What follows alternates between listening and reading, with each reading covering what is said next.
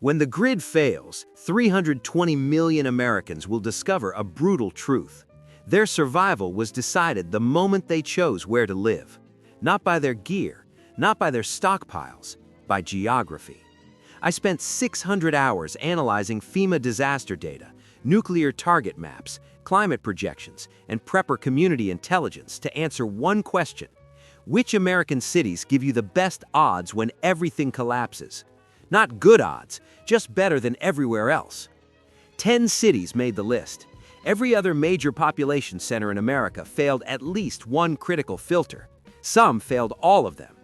The cities that survived this analysis share 3 traits. They're far from nuclear targets, they have independent water sources, and they've already built the social infrastructure that matters when federal authority evaporates. Location isn't just important, location is the ultimate prep. Everything else is accessories. Here's what I'm not doing. I'm not telling you to move to some frozen wasteland in Alaska where you'll die of isolation before the first winter ends. I'm not sending you to expensive mountain towns where California refugees have already priced out working preppers. These 10 cities are places where ordinary people with ordinary budgets can actually establish, actually build networks, and actually survive what's coming. These are cities where the mathematics of collapse work in your favor instead of against you. The framework is simple. 6 filters determined this list. Nuclear survivability first. Fallout drift patterns matter more than blast radius. Prevailing westerly winds push radioactive particles east. Cities that made this list sit outside both blast zones and fallout corridors. Second filter, natural disaster profile. Surviving nukes to die in a hurricane is not a strategy. Earthquake zones, tornado alleys, floodplains, all disqualifiers. Third, legal framework. Can you own firearms without permission slips? Can you build what you need without bureaucrats approving every nail? Fourth, off-grid viability. Some cities encourage disconnecting from municipal systems. Others criminalize rainwater collection. Fifth, economic accessibility. Perfect geography means nothing at million-dollar entry points. And sixth, existing community. Long-term survival requires networks. Cities with established prepper populations, homesteader culture, mutual aid traditions, these passed the filter. 50 major American cities entered this analysis. 10 survived. Let's start at number 10 and count down to the city where science says American civilization rebuilds after collapse. Number 10, Boise, Idaho. Population 240,000. The city sits in the Treasure Valley, surrounded by mountains that create natural defensive barriers and water abundance from the Boise River. But Boise's real advantage isn't geography, it's community. Idaho has constitutional carry, no permit required for concealed weapons. The state treats firearms ownership as a fundamental right, not a privilege requiring government approval. Off-grid living isn't just legal, it's culturally celebrated. Nobody questions why you want solar panels and a well. They assume you have your reasons and respect them. The prepper migration to Idaho started 15 years ago when James Wesley Rawls identified the American Redoubt, Idaho, western Montana, eastern Washington, eastern Oregon, as the optimal post-collapse zone. 60,000 active homesteaders have moved to Idaho since then. These aren't internet preppers who bought freeze-dried food. These are people who built functioning homesteads, tested them, and proved they work. You're not pioneering empty wilderness. You're joining an operational network with accumulated knowledge and mutual support. The challenge is timing. California money fleeing regulation has discovered Boise. Home prices have climbed 40% in 3 years. The window isn't closed, but it's narrowing. Get in now or watch affordability disappear. Number 9, Spokane, Washington. Population 230,000. Eastern Washington operates differently than Seattle.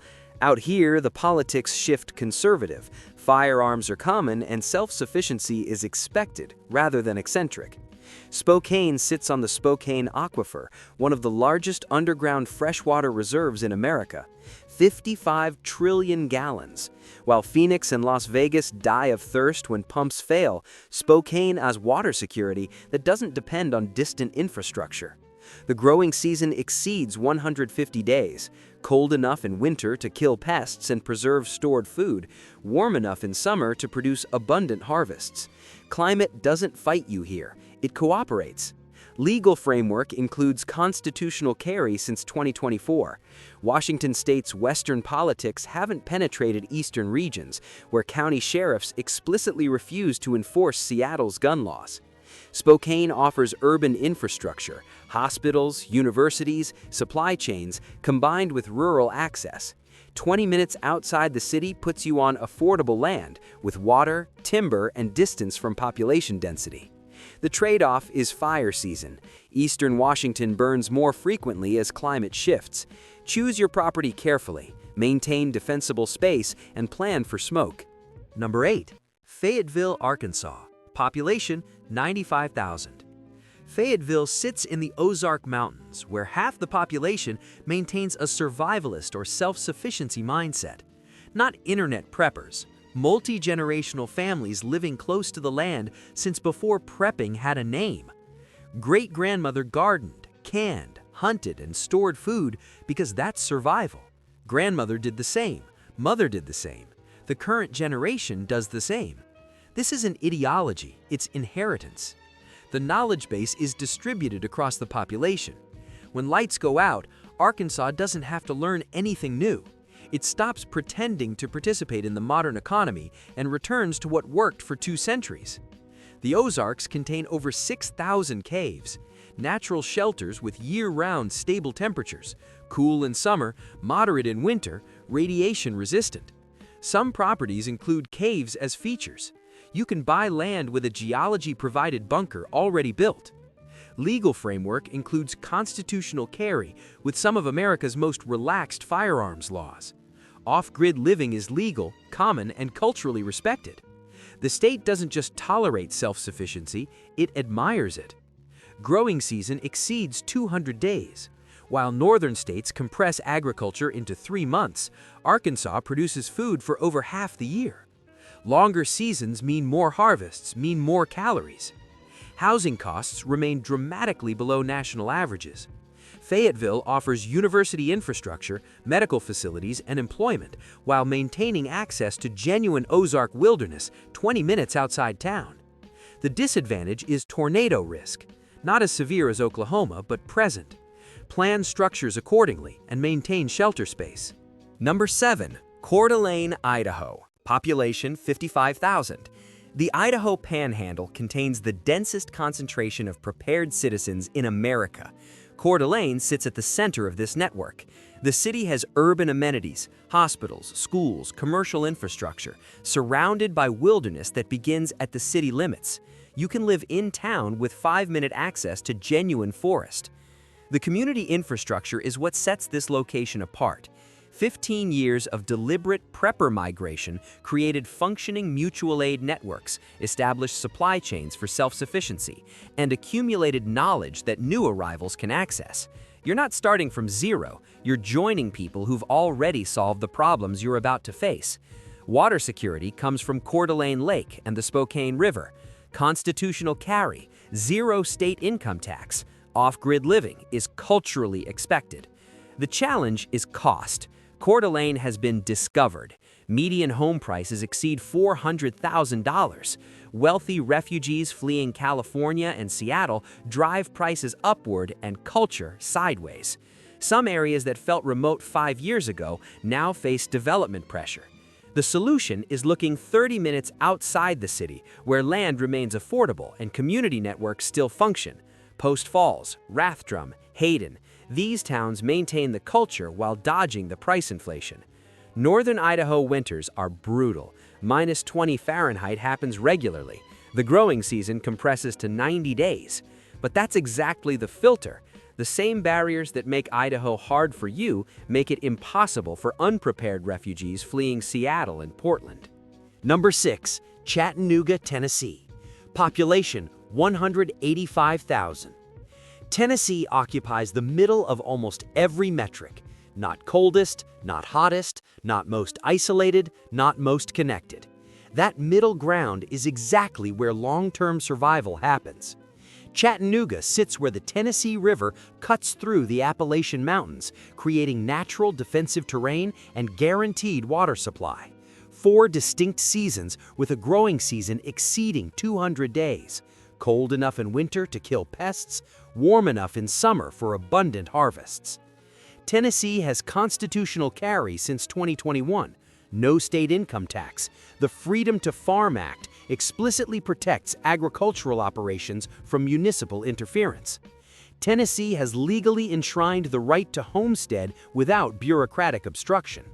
The strategic positioning matters for nuclear scenarios. Tennessee lacks the major military installations that attract warheads. Important enough to have resources, unimportant enough to avoid target lists. Chattanooga specifically offers advantages. The city rebuilt its economy around sustainable industries after manufacturing collapsed. Gigabit internet infrastructure throughout the city makes remote work viable. Medical facilities include regional hospitals. The surrounding counties, Hamilton, Marion, Sequatchie, provide affordable land with water access. 20 minutes outside Chattanooga puts you on acreage with springs, timber, and distance from density. Housing costs remain below national averages. The Cumberland Plateau to the west offers elevation and isolation. The Appalachian foothills to the east provide natural barriers. Summer humidity is real. Adjustment takes time if you're coming from dry climates. But humidity means consistent rainfall, means you're not fighting drought while everyone else wages water wars. Number 5. Billings, Montana. Population 120,000. Montana is part of the American Redoubt, identified as optimal post-collapse territory. Billings sits in the south-central region, where the Yellowstone River provides water security and the surrounding basin offers agricultural capacity. This is the largest city in Montana, which means it has the infrastructure, hospitals, universities, supply chains that matter when you're building long-term resilience. The prepper migration to Montana has been running for 30 years. Libertarian self-sufficiency advocates built networks, established supply chains, and created social infrastructure. You're not pioneering empty wilderness, you're joining an existing movement with accumulated knowledge. Legal framework includes constitutional carry and Second Amendment sanctuary status. The state has positioned itself as hostile to federal firearms restrictions. Off-grid living is traditional.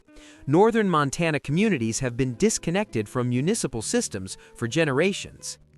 Billings specifically offers balance, city infrastructure with immediate access to genuine wilderness. The Beartooth Mountains to the south, the Pryor Mountains to the southeast. 30 minutes outside the city puts you on affordable land with water from the Yellowstone River watershed. The trade-offs are real. Winters are violent. Wind chill regularly hits -40. Exposed skin freezes in minutes. Growing season compresses to 60 days in some zones. 2 months to grow everything you'll eat for 10. But Montana's culture understands this. The people moving here aren't looking for easy. They're looking for isolation that keeps out everyone who didn't plan ahead. Fire season threatens forested regions more each year. Climate pressures are real, but Montana offers something rare, a functioning prepper community that's been testing these systems for 3 decades. Number 4, Missoula, Montana. Population 75,000. Western Montana is the heart of the American Redoubt. Missoula sits in a valley surrounded by 5 mountain ranges where the Clark Fork River provides water abundance. This is college town infrastructure. University of Montana brings hospitals, libraries, technical resources, combined with hardcore survivalist culture in the surrounding counties. The Bitterroot Valley, south of Missoula, is where serious preppers concentrate. Ravalli County has become the nucleus of Montana's self-sufficiency movement. These aren't weekend warriors. These are people who moved here 15 years ago, built homesteads, raised children off-grid, and proved the lifestyle works. The mutual aid networks are functional. The knowledge base is distributed. When you arrive, you're joining people who've already solved your problems. Water security is guaranteed by the Clark Fork, Bitterroot, and Blackfoot river systems. Drought isn't part of Montana's vocabulary the way it dominates southwestern planning. Legal framework is explicitly pro-self-reliance. Constitutional carry, no income tax, aggressive resistance to federal overreach.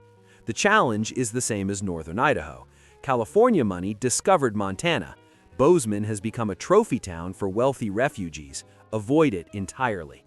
The Bitterroot and the Eastern Plains are where working preppers can still establish. Missoula offers something unique. It's the last affordable access point to the Western Montana prepper network. 30 minutes south puts you in the Bitterroot, where land runs $5,000 to $15,000 per acre.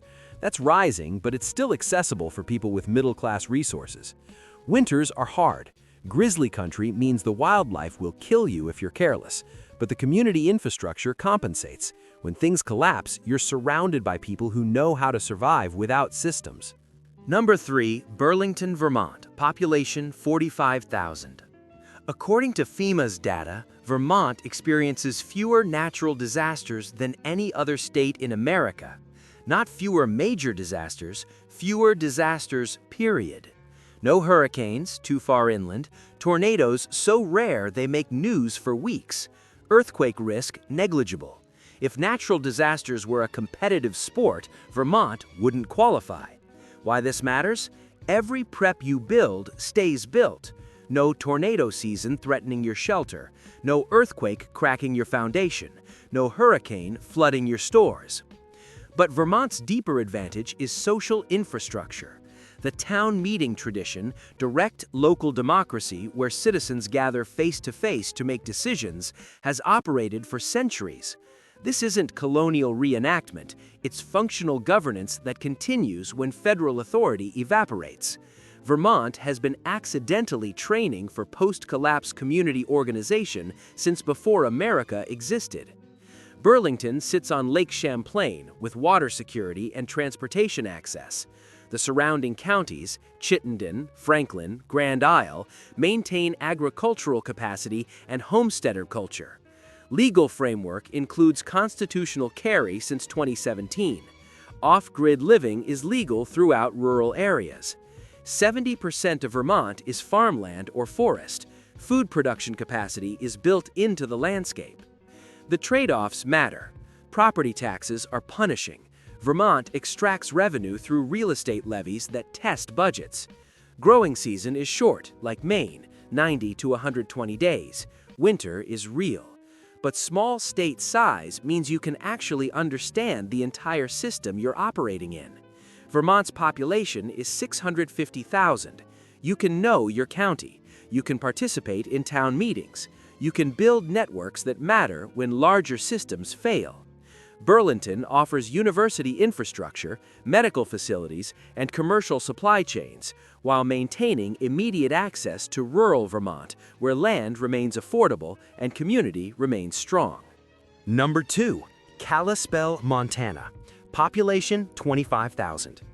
The Flathead Valley in northwest Montana is the final entry point to the American Redoubt before prices become prohibitive. Kalispell sits between Flathead Lake, the largest natural freshwater lake west of the Mississippi, and Glacier National Park. Water abundance is ridiculous. The Flathead River watershed provides more water than the population could use in a century. The prepper community here is mature. People who moved 15 years ago have grown children who were raised in this life. The mutual aid networks are multi-generational. The supply chains are established. The knowledge base is distributed across families who've been testing off-grid systems for decades. You're not joining a movement, you're joining a culture. Legal framework is Montana standard. Constitutional carry, Second Amendment sanctuary, explicit hostility to federal firearms restrictions. Off-grid living is normal. Nobody asks why you want independence. They assume competence and respect privacy. The surrounding counties, Flathead, Lake, and Lincoln, offer land at prices that are rising but still accessible. $5,000 to $20,000 per acre, depending on water access and proximity to Kalispell. The challenge is timing. Flathead Valley is being discovered. Wealthy refugees fleeing Seattle and California are driving prices upward. Some areas that felt remote 3 years ago now face development pressure. But 30 minutes outside Kalispell still puts you on affordable land with timber, water, and distance from density. Winter is severe. The growing season compresses to 70 days. Fire season is real, but the community compensation is unmatched. When collapse comes, you're surrounded by people who've already lived through practice runs. Number 1. Sandpoint, Idaho, population 9,000. This is the summit. Sandpoint sits at the northern tip of Lake Pendorail, Idaho's largest lake, 43 miles long, 1,150 feet deep, containing more water than all the other lakes in the state combined. Water security doesn't get more absolute. The town is surrounded by the Selkirk Mountains, the Cabinet Mountains, and the Bitterroot Range, natural defensive barriers in every direction. But Sandpoint's real value is verification. This is where the American Redoubt concept was proven. James Wesley Rawls identified this region in 2011. Thousands moved here based on that analysis. 15 years later, they're still here. Their homesteads work, their communities function, their children are growing up in the life. The theory became fact on the ground. The prepper density in Bonner County is the highest in America. Not people who talk about self-sufficiency, people who live it. The mutual aid networks are operational. The supply chains for off-grid living are established. The knowledge base is distributed across a population that's been testing these systems for over a decade. You're not pioneering, you're joining people who already solved your problems and documented the solutions. Legal framework is Idaho's. Constitutional carry, no permit required, zero state income tax, off-grid living celebrated as cultural norm. The surrounding national forests provide hunting, timber, and buffer distance from population density. Sandpoint itself maintains small-town infrastructure, hospital, schools, commercial supply chains, while remaining genuinely small. 9,000 people. You can know your town. You can participate in local governance. You can build networks that matter. The disadvantage is the same as everywhere else in the Redoubt: cost. Sandpoint has been discovered. Median home prices exceed $500,000. Wealthy refugees fleeing Seattle and Boise drive prices upward. But 30 minutes outside town, Priest River, Bonner's Ferry, Clark Fork, land remains accessible. $3,000 to $10,000 per acre with water access and timber. That's rising annually, but it's still reachable for working preppers. Winter is brutal. -30 happens. The growing season is 70 days. You're growing everything in 10 weeks that you'll eat for 52. But the community knows this. The people here aren't running from difficulty. They chose difficulty as a filter. The same conditions that make Sandpoint hard for you make it impossible for unprepared refugees fleeing Portland and Seattle when collapse comes. Sandpoint is number 1 because the people who actually did the work chose it first. They built the proof, they tested the systems, they raised their children here. 15 years of verification says this location works. The American Redoubt isn't theory anymore. It's functioning reality in northern Idaho, western Montana, and eastern Washington. Sandpoint sits at the nucleus of that reality. 10 cities. 10 different combinations of water, community, legal framework, and strategic positioning. None of these guarantee survival. Geography helps, community helps, legal freedom helps, but chaos doesn't distribute outcomes fairly. What these cities offer is odds. Better odds than the cities where millions will compete for days of food. Better odds than coasts where infrastructure fails first and hardest. Better odds than the 200 other American cities that failed these filters. Location is the multiplier. Everything you do gets amplified or diminished by where you do it. You can have a year of food in Phoenix and die of heat when the AC stops. You can have a bunker in Miami and starve in traffic trying to evacuate. Or you can be in Sandpoint with a functioning community, independent water, legal freedom to arm yourself, and a social network that's been preparing for 15 years. Choose. Comment below. Do you live in one of these 10 cities? Are you planning to move to one? Which city matches your priorities, community, cost, or climate? And if you're already in the American Redoubt, tell us what we got right and what we missed. Subscribe if you want survival analysis based on verified results, not theory. Every video on this channel examines what actually works when conventional wisdom fails. This is Fallout Rat. Stay filthy, stay smart, stay rational when everyone else is optimistic about locations that will kill them.